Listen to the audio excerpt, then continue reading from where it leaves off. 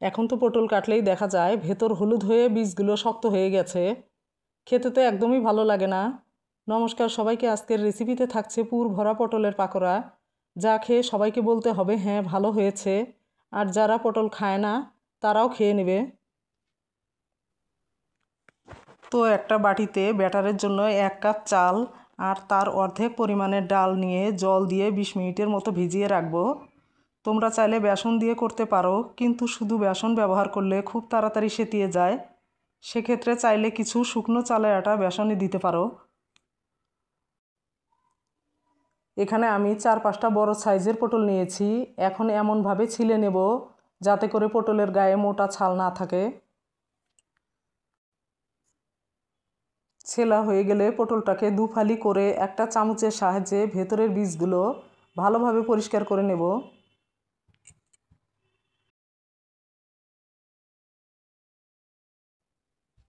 এভাবে সবগুলো পটলের ফালি আঁশগুলো বের করে ধুয়ে পরিষ্কার করে নিয়েছি।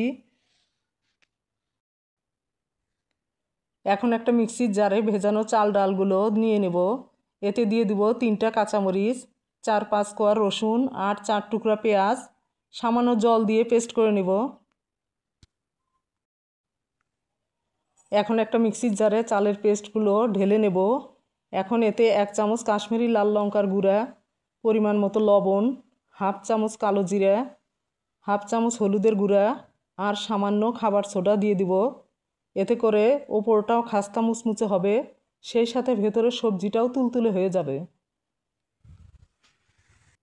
এতে সামান্য জল দিয়ে সব কিছু ভালোভাবে মিশিয়ে নেব। ব্যাটারটা ঠিক এই রকমের হবে। ব্যাটারগুলো এক সাইডে রেখে দিয়ে চুলায় ফ্রাই প্যান বসিয়ে পুরটা তৈরি করে নেব।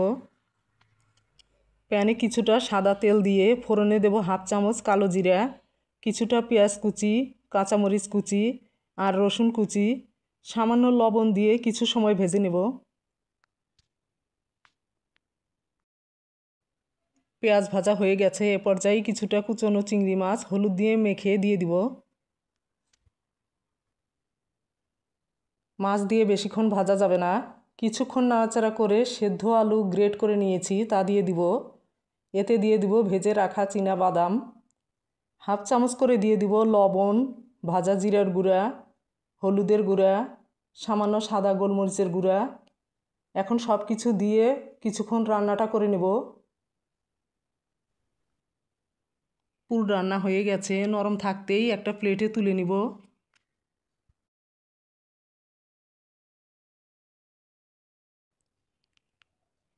এখন সবগুলো পটলের ফালিতে বেশি করে পুর নিয়ে হাত দিয়ে চেপে চেপে সমান করে ভরে নেব।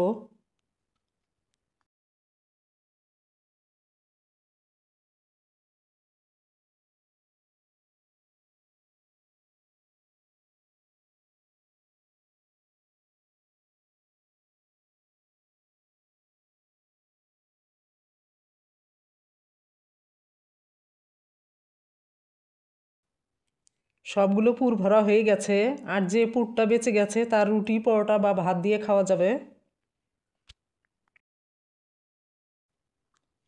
এখন এগুলো ব্যাটারে ডুবিয়ে ভেজে নেব। কড়াইয়ে পরিমাণ মতো তেল গরম করে নিয়েছি, একটা একটা করে ছেড়ে দেব।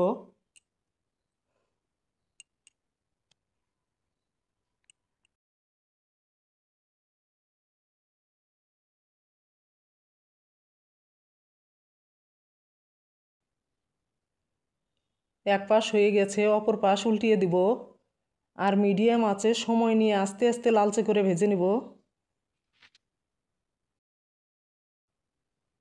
ভাজা হয়ে গেছে, এখন তুলে নিয়ে বাকিগুলো ভেজে নেব। বাকিগুলো ভাজা হয়ে গেছে, তুলে নেব।